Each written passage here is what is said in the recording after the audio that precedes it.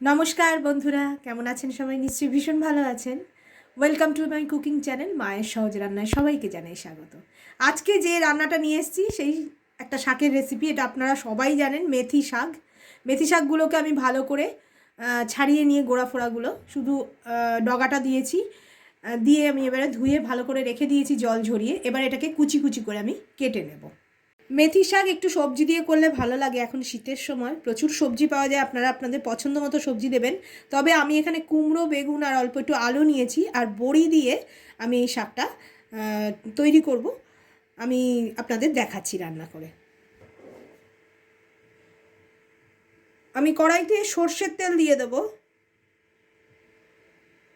বেশি তেল লাগবে না শাকের রেসিপি। তেলটা একটু গরম হয়ে গেলে আমি শুকনো লঙ্কা আর কালো জিরে ফোড়ন দেবো। আমি এখানে সবজিগুলো দিয়ে দেবো। প্রথমেই দেবো আলু আর কুমড়ো, একটু ভেজে নেবো, তারপরে বেগুনটা কিন্তু দেবো।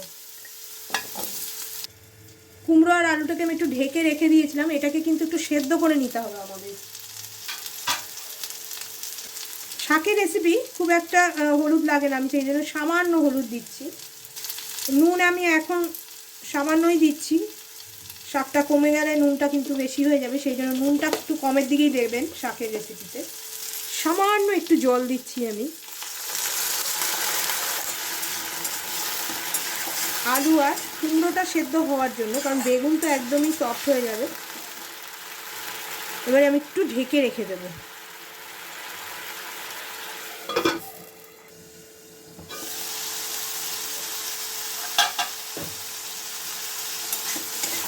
দেখুন অনেকটা সফট হয়ে গেছে, কুমড়ো তো গলেই যাবে, আলুও মোটামুটি সফট হয়ে গেছে।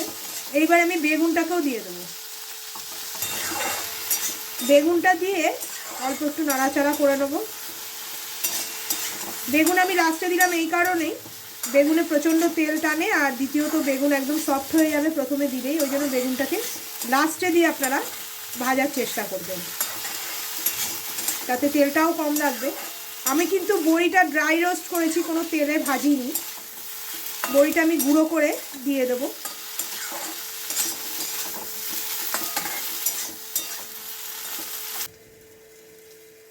আমি একটু ঢেকে রেখেছিলাম।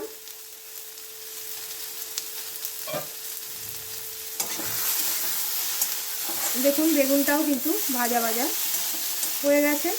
এইবার আমি শাক, বড়ি সব একবারে দিয়ে দেবো। শাক দিয়ে তো বেশি নাড়াচাড়া করার দরকার নেই, শাক এমনি সেদ্ধ হয়ে যাবে।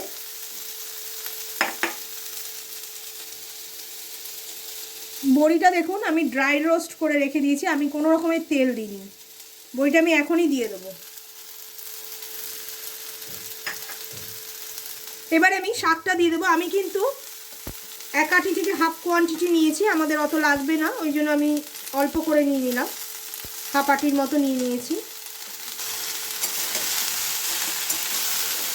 এইবারে আমি শাকটাকে মজিয়ে নেবো। আমি একটু নুনটা টেস্ট করে নেবো যে নুনটা আর একটু লাগবে কি না। সাধারণত এই শাকে মিষ্টি দেওয়া হয় না, মেথি শাক। এটা কিন্তু সুগারের পেশেন্টদের জন্য ভীষণ ভালো, মেথি শাকের তো প্রচুর গুণ আছে, আর শীতকালে প্রচুর পরিমাণে পাওয়া যায়। এটা অনায়াসেই বাড়িতে করে নিতে পারেন, এর মধ্যে একটু চিংড়ি মাছ দিয়েও করতে পারেন। আমি আজকে নিরামিষে দেখাচ্ছি। দেখুন শাকটা কতটুকু কমে গেল।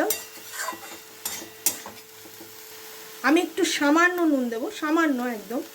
আর মেথি শাক কিন্তু বেশিক্ষণ ধরে রান্না করবেন না, তাহলে খুব তেতো হয়ে যায়। আমি এখানে একটু মিষ্টি দিচ্ছি, বাতাসা একটু দিচ্ছি আমি, যারা খাবেন না তারা দেবেন না।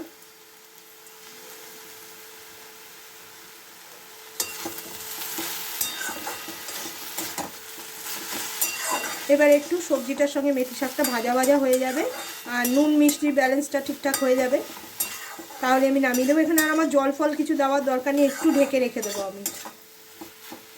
দেখতেই পেলেন কত সহজে আমি মেথি শাকটা রান্না করে আপনাদের দেখিয়ে দিলাম। এটা করে খাবেন আপনারা, কুমড়ো বেগুন দিয়ে বেশি ভালো লাগে।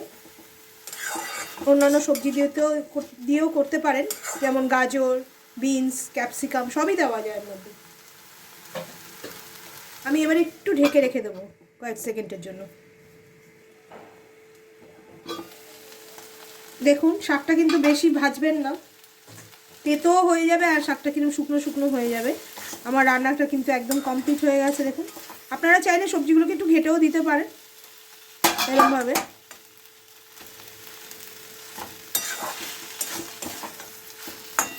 বড়ি ফড়ি সবই মোটামুটি সেদ্ধ হয়ে গেছে আমাদের রান্নাটা কমপ্লিট হয়ে গেছে। এবার আমি একটুখানি স্ট্যান্ডিং টাইম দেবো, তারপর আমি আপনাদের প্লেটিং করে দেখাচ্ছি। তৈরি হয়ে গেল মেথি শাকের তরকারি। এটা কিন্তু ভাত পাতে প্রথমের দিকেই খাবেন। শীতকালের বাজারে কিন্তু মেথি শাক অনায়াসেই পাওয়া যায়। আপনারা কিন্তু এই রান্নাটা অবশ্যই ট্রাই করবেন, একবার করে দেখবেন, অসাধারণ লাগে খেতে। ভিডিওটাকে বেশি বেশি করে লাইক করবেন, কমেন্টের মাধ্যমে আমাদের লিখে জানাবেন আপনাদের রান্নাটা কেমন লাগলো বানানোর পর। যারা সাবস্ক্রাইব এখনও করেননি চ্যানেলটাকে, তারা সাবস্ক্রাইব করে অল বাটনটি ক্লিক করে দেবেন। আর ভিডিওটাকে বেশি বেশি করে লাইক আর শেয়ার কিন্তু করতে ভুলবেন না। ধন্যবাদ।